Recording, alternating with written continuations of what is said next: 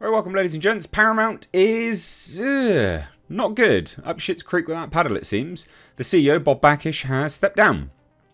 Paramount Plus is losing a lot of money. I think it has a loss of $1.7 billion, if I remember rightly. So, yeah, real bad. Real bad. It's losing a lot of cash. They're trying to sell the overall company. It's not good. It's not good.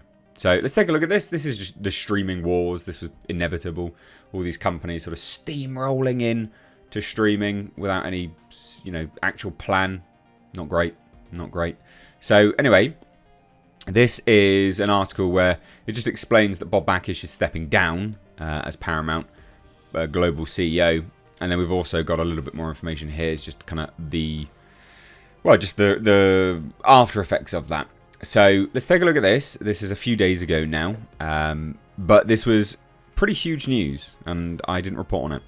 Paramount Global is set to announce as early as Monday morning, they haven't done it yet, that Bob Bakish is stepping down as CEO amid talks with Skydance and ahead of the company's quarterly earnings that afternoon. So, yeah, not good. He's, I guess, the fall guy.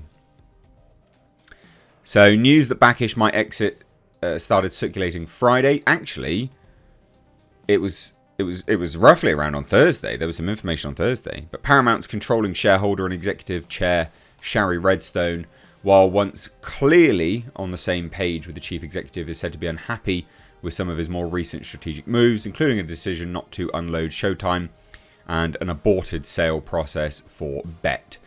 Deadline has also heard that Bakish is not a fan of a deal with David Ellison's Skydance in opposition to Redstone.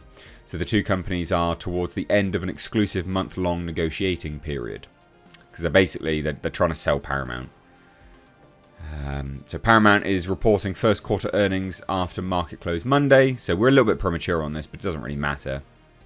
Bakish is not expected to be on the call. That's not a good sign. It's not clear how the company would replace him. Reports suggest that the possibility of creating an office of the CEO led by division heads including Brian Robbins, George Cheeks and Chris McCarthy. Robbins is president and CEO of Paramount Pictures and Nickelodeon and chief content officer, Movies and Kids and Family, Paramount Plus. Cheeks is president, CEO of CBS and chief content officer, News and Sports, Paramount Plus. McCarthy is president and CEO of Showtime, MTV Entertainment Studios, Paramount Media Networks, etc. Now, this is quite a huge thing because Bakish has been with the company for a very long time, decades, a long, long time, and was named chief executive of the newly combined Viacom-CBS in 2019. So he's been there for a while now, and it's a deal which was pushed through by Shari Redstone, but she wants to sell up anyway. He'd previously been CEO of Viacom. The company changed its name to Paramount Global in 2022. The company said recently that 4 directors will be stepping down from the board at the annual meeting in June, which is, again, not a good sign. The near-constant drama around Paramount started last fall, and that's because they're wanting to sell. That's why. It is mainly because of streaming losses and linear declines, but it's mainly the streaming losses. It's huge. How much they're losing on streaming is absolutely insane. Like, it's crazy. It's absolutely crazy. Now, they say this. The deal contemplated with Skydance is complex. It involves first acquiring Shari Redstone's family holding company, NAI, which controls Paramount Global, then merging it with Skydance. But here's some more. So, confusion and anxiety reigned at a CBS Politico joint party today ahead of the annual White House Correspondents' Dinner, with staffers shocked at news that Bob Bakish, CEO and parent Paramount Global, is set to exit abruptly as early as Monday morning. So there have been rumblings about Bakish for days as the company enters the final stretch of their Skydance merger negotiations. But his imminent departure triggered a wave of anxious speculation in Washington, D.C. 2 days ago. 2 days ago now. Ellison has always been mostly interested in the movie studio and historic lot, although it seems Skydance does plan to keep the company intact, apparently. At least for a time. Network folks aren't betting on it and felt uncertain about the future of CBS. And so they should, quite frankly. and about who might be running Paramount Global in a few short days. Interesting. And here's some of the sort of statements from people. We knew changes were coming, but no one expected Bob to go so fast. Who knows what's next? I mean, you should pack your bags. This is not good for anyone involved. And that's a Paramount Global executive telling Deadline at the party. Staffers speculated on CBS being sold, on it being turned over to Jeff Zucker. And other theories. The former CNN chief heads up a joint venture between Redbird Capital, one of the Skydance's backers, and an Emirati investment fund.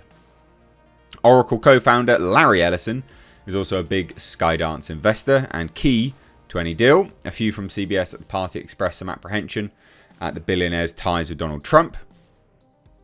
Bloody Trump derangement. TDS coming in here as well. Why not? According to reports, he was backing Tim Scott and has not donated to the Republicans' presidential nominee this campaign cycle. David Ellison just gave nearly $1 million to Joe Biden. Wow, really on the winning side there. Shari Redstone, who controls Paramount through her family holding company NAI, put Bakish in charge of a combined Viacom-CBS in 2019, and he's said to be less than supportive of the Skydance deal, according to sources.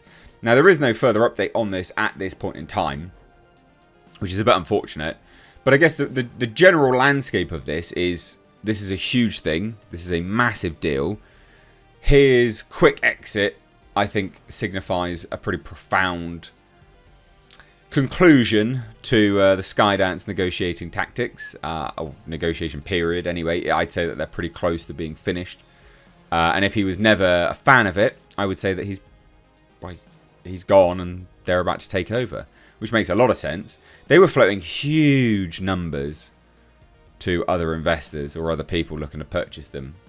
They've already turned one company down that looked to purchase Paramount. Paramount on a whole, right? Paramount on a whole. They've done some really, really garbage things with some of their products, right? Star Trek, for instance. My God, what are they doing with Star Trek? Terrible, terrible things. Really, really, really bad. Also, Halo. Dreadful. Like, literally everyone has switched off from Halo Season 2, although apparently that is better, but you burned them once with Halo Season 1, so they've gone now. But all of their sort of other things that they sort of mull over has not been too bad, but it's their streaming thing which is costing them a lot of money. So it's nearly $2 billion. It's $1.7 billion. It's losing money at like a constant rate. It has never earned a profit, and this is part of the problem when you try to separate the market into different segments and control your own market share. It's not possible. Like, it is unfortunate. But these companies, you're never going to generate that sort of revenue. You don't have the library to entice that many people on board. It's just not possible. You're better off selling your product, your library, to the likes of Netflix. Right? Better for everyone, quite frankly. But anyway, what do you guys think? Bob Bakish gone. Pretty much guaranteed at this point. It's pretty big. Like, Paramount's a big company. Or it was at one point, right? So it's still a pretty big deal. What do you guys think? Thoughts? Cheers, guys. Take care. Bye-bye now.